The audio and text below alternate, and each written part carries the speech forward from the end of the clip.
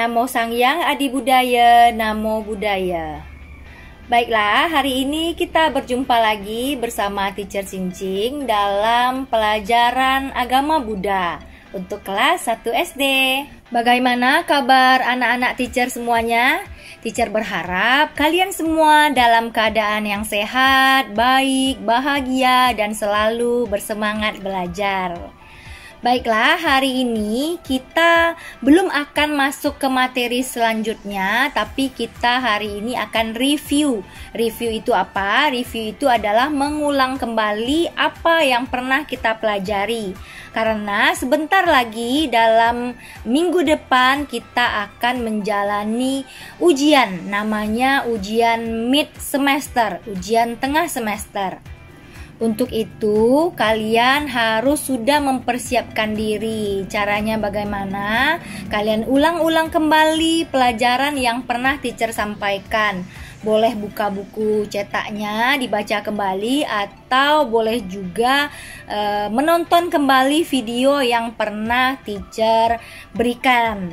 Nah, apa saja yang sudah kita pelajari dalam pelajaran pendidikan agama Buddha ini? Nah, kita sudah mempelajari cara memberikan hormat dan salam ya. Memberikan hormat kepada guru, kepada teman, kepada bante ya. Itu caranya berbeda. Bagaimana caranya? Nah, kalau kita berjumpa dengan orang yang lebih tua, dengan guru misalnya, kita boleh mengucapkan good morning, namo buddhaya, seperti itu. Tapi kalau dengan teman, kita boleh sambil melambai, hai Adi misalnya, hai Ana, apa kabar? Nah, seperti itu. Boleh juga saat bertemu dengan orang, kita bersalaman, berjabat tangan. Tapi ingat, sekarang kita dilarang atau tidak dianjurkan untuk melakukan jabat tangan ini seperti ini, bersalaman begini, tidak dianjurkan. Karena apa? Karena bersalaman tidak higienis, artinya tidak bersih. Kita bisa saja tertular penyakit dari orang yang kita salami, walaupun itu teman akrab kita.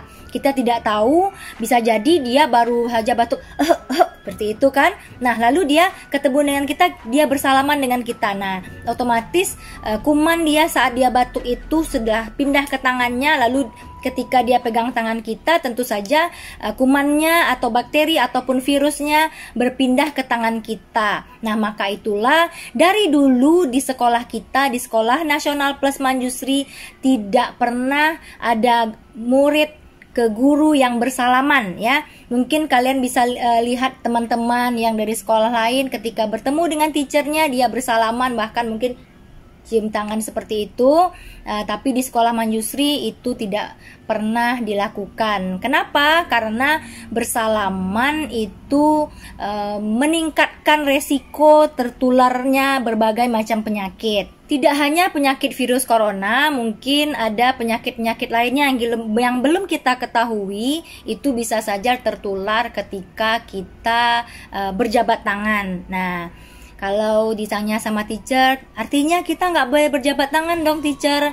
Untuk saat ini tidak boleh. Nah, untuk kedepannya mungkin boleh, tapi tentu saja setelah habis menyentuh tangan temannya, kita harus segera cuci tangan seperti itu. Tapi saat ini belum boleh ya. Mungkin nanti ketika vaksin virus COVID-19 telah keluar, kita semua sudah divaksinasi.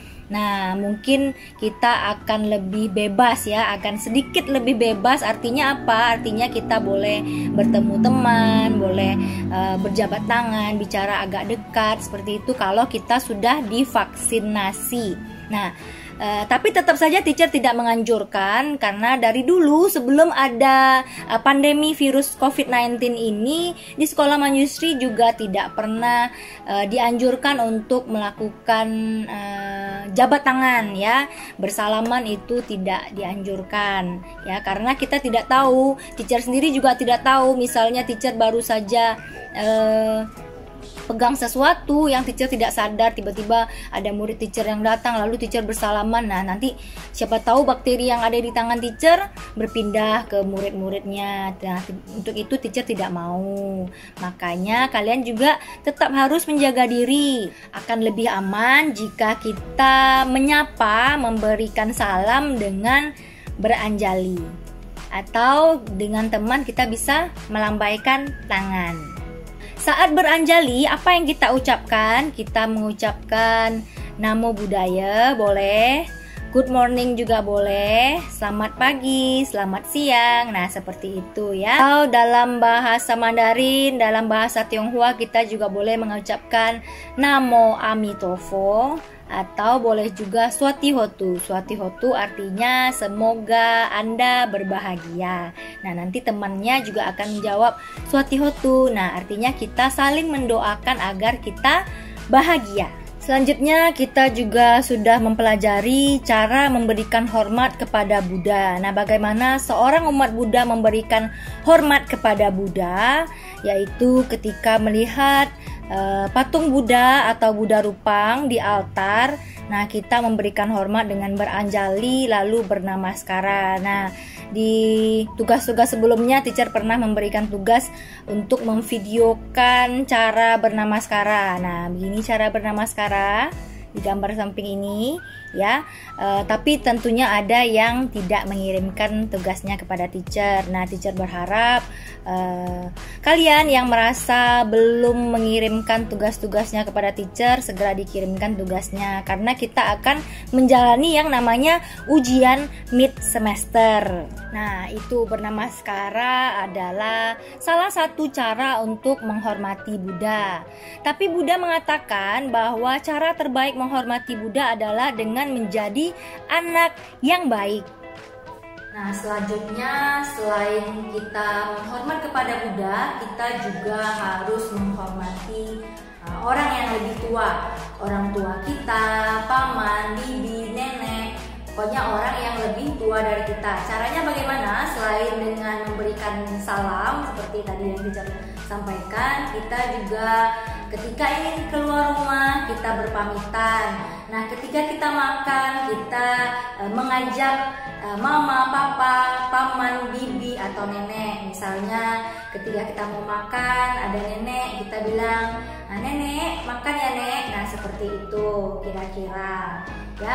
Selanjutnya juga kita harus menghormati orang-orang yang ada di sekolah, yaitu siapa? Tentu saja para guru ya, para teacher, juga ada penjaga sekolah, ada petugas kebersihan di sekolah. Nah, semua itu harus kita hormati juga. Nah, kalau dengan para penjaga sekolah, petugas kebersihan sekolah, kita menghormatinya dengan cara menyapa mereka ketika kita berjumpa. Untuk dengan guru, dengan teacher, bagaimana cara yang paling baik untuk menghormati para guru? Nah, adalah dengan cara mendengarkan nasihat mereka. Ketika teacher mengajarkan, kita dengarkan baik-baik. Itulah cara terbaik untuk menghormati mereka. Dengan belajar yang baik, belajar yang sungguh-sungguh, tentunya kita akan mendapatkan nilai yang baik, nilai yang bagus. Nah, tentu saja kalau nilai kita bagus, siapa yang senang? Nah, pertama kita sendiri juga merasa senang. Anak-anak pasti senang kan ketika hasil ulangannya dapat bagus. Nah, yang kedua, siapa yang kita senangkan ketika nilai kita bagus? Tentu saja mama dan papa ikut bangga ketika anaknya jadi anak yang pintar, berprestasi di sekolah misalnya. Nah, untuk itulah kita harus mendengarkan baik-baik penjelasan pelajaran yang guru kita sampaikan. Nah, karena kita masih belajar dari rumah, tentu saja kita harus memperhatikan dengan seksama, dengan baik-baik setiap video pembelajaran yang diberikan oleh teacher-teacher. Didengarkan dengan baik, dikerjakan tugasnya dengan baik, tanpa harus mamanya susah payah dulu membujuk misalnya anaknya tidak mau mengerjakan tugas, mamanya harus membujuk, menghabiskan waktu mamanya.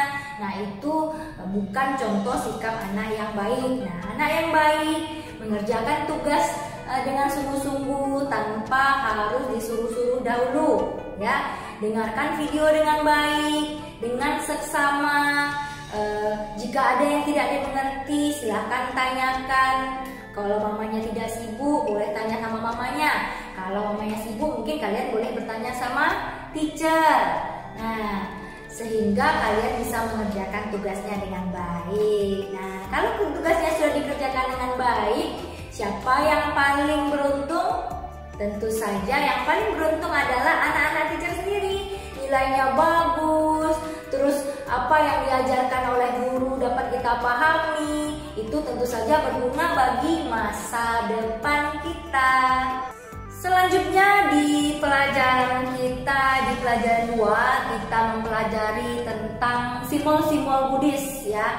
Simbol-simbol Buddhis yang sudah teacher berikan atau yang ada di buku. Ada citra Buddha atau patung Buddha, itu berguna untuk kita mengenang Buddha, mengenang jasa-jasa Buddha. Nah, selanjutnya ada roda Dharma, itu lambang dari ajaran Buddha. Dharma itu adalah ajaran Buddha, jadi roda Dharma itu lambang dari pemutaran Dharma, pemutaran ajaran Buddha. Pemutaran bagaimana? Maksudnya adalah pembabaran Dharma ya. Selanjutnya ada lambang Buddhis berupa bunga, yaitu bunga teratai. Bunga teratai ini adalah lambang kesucian. Kenapa? Karena teratai itu tumbuh di lumpur yang kotor, namun bunga dan daunnya sedikit pun tidak ternoda oleh lumpur. Artinya apa? Artinya walaupun misalnya kita berada di dalam lingkungan yang kurang baik, di sekitar kita banyak orang yang tidak baik, namun kita hendaknya selalu menjaga diri kita agar tidak ternoda oleh perbuatan-perbuatan yang tidak baik. Kita tetap harus menjadi anak yang baik. Selanjutnya ada pohon bodi yang merupakan lambang kecerahan. Karena apa? Dikatakan pohon bodi itu merupakan lambang kecerahan karena betapa Gautama mencapai penerangan sempurna di bawah pohon bodi. Selanjutnya ada lambang telapak kaki Buddha yang artinya kita harus menjalani ajaran Buddha dengan baik. Selanjutnya ada lambang swastika. Swastika merupakan simbol dari keberuntungan ya. Juga dikatakan bahwa swastika artinya kita harus menjadi lebih baik ya, dan juga merupakan simbol dari keberuntungan. Nah, selanjutnya lambang Buddhis yang lain adalah bendera Buddhis. Nah, kemarin di pertemuan sebelumnya teacher sudah memberikan video tentang lagu bendera Buddhis kita. Warna-warni bendera Buddhis kita, bagai pelangi hiasi angkasa. Coba kawan, siapa bisa menebak apa saja warna benderanya? Aku tahu warna benderanya, cobalah coba ku tebak.